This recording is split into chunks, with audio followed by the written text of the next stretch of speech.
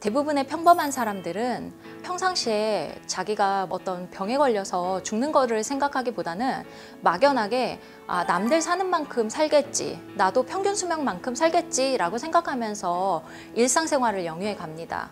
이른 나이에 암 진단을 받게 되면 나만 왜 암 진단을 받았지? 라는 생각이 들 수밖에 없잖아요. 내가 도대체 뭘 잘못했는데. 근데 이거를 아무리 돌이켜봐도 스스로는 이렇게 알아채기가 쉽지 않거든요. 그러다 보니까 어떤 경우에는 사람마다 원래 수명이 다 정해져 있는 거고 내 수명이 원래 이렇게 정해져 있었나 라는 생각을 잘못할 수도 있을 것 같아요. 어떤 돌발 사고라든지 이런 것 때문에 수명이 줄지 않는 한 대부분의 사람들은 수명이 늘어나고 있기 때문에 결국 사람의 수명이 정해져 있다라고 보기에는 좀 어려울 것 같아요. 요즘 같은 세상은 사람의 수명을 좌우하는 것이 바로 면역력의 차이가 아닐까라고 생각을 하고 있습니다.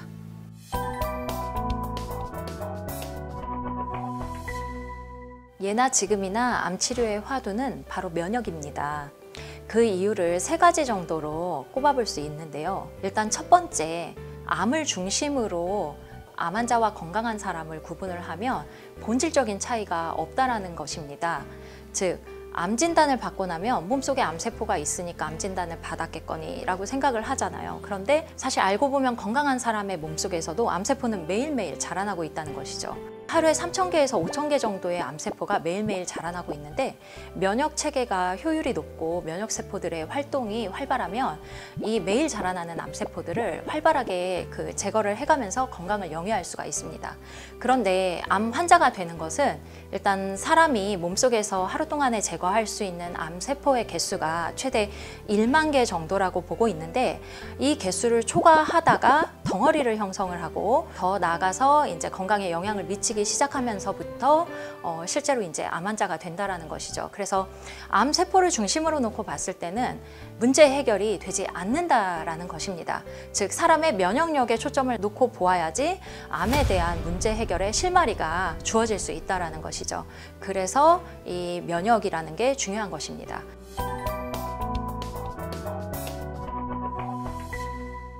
두 번째, 치료의 효율에서의 문제인데요. 만약에 A라는 사람과 B라는 사람이 있는데 둘이 암의 상태가 똑같다라고 가정을 해보자고요.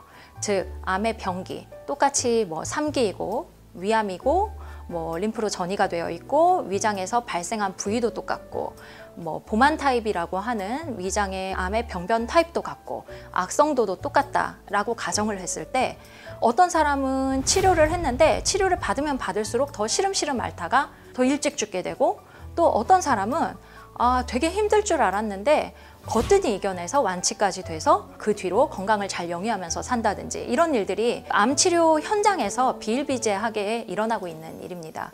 그게 바로 A라는 사람과 B라는 사람의 암이 문제라는 게 아니라 면역력의 차이가 더 중요하다라는 그런 사실 때문이라는 것이죠. 그래서 이게 이제 임상의 현장에서 일어나고 있는 거기 때문에 실질적으로, 임상적으로, 현실적으로 더 중요한 것은 면역일 수밖에 없다라는 결론에 도달할 수밖에 없습니다.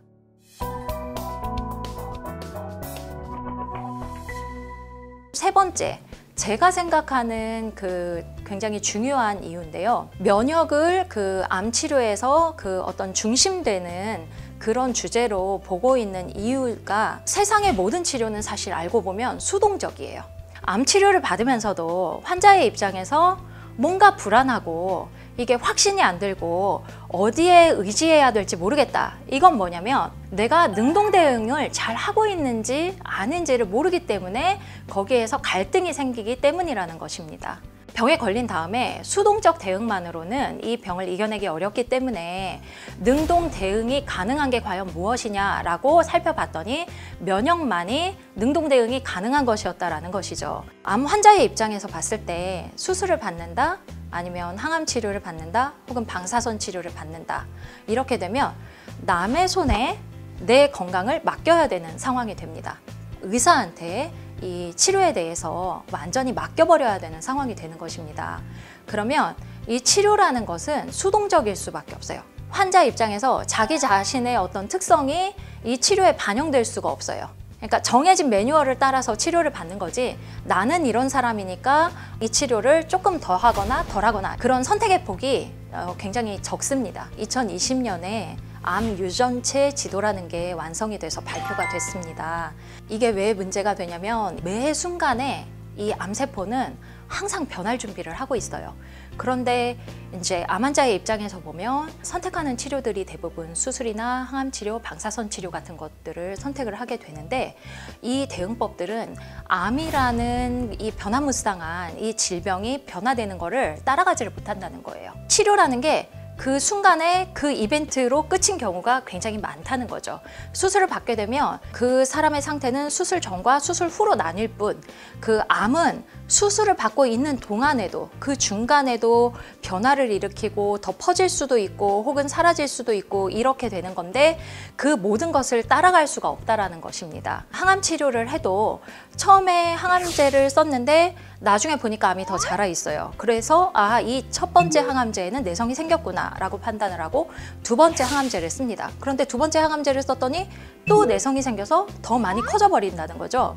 그래서 항암제를 한 3번까지는 바꿔봤는데 이제 항암제를 쓰면 자꾸 더 커지게 되니까 결국은 이제 임상시험약을 써보자, 이런 상태가 되는데, 자, 이런 일들이 왜 일어나는 거냐면 기존의 의학의 방법론을 모두 다 갖다 대도 암세포들은 그것에 금방 적응하고 살아남는 방법을 바로바로 터득을 해가지고 변화를 일으키고 살아남는다는 것이죠.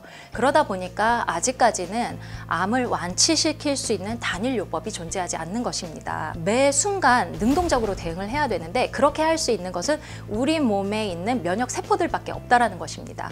그래서 우리 몸의 면역세포들의 암 치료를 기대할 수밖에 없다라는 것이죠. 이게 바로 면역이 중요한 3번째 이유입니다.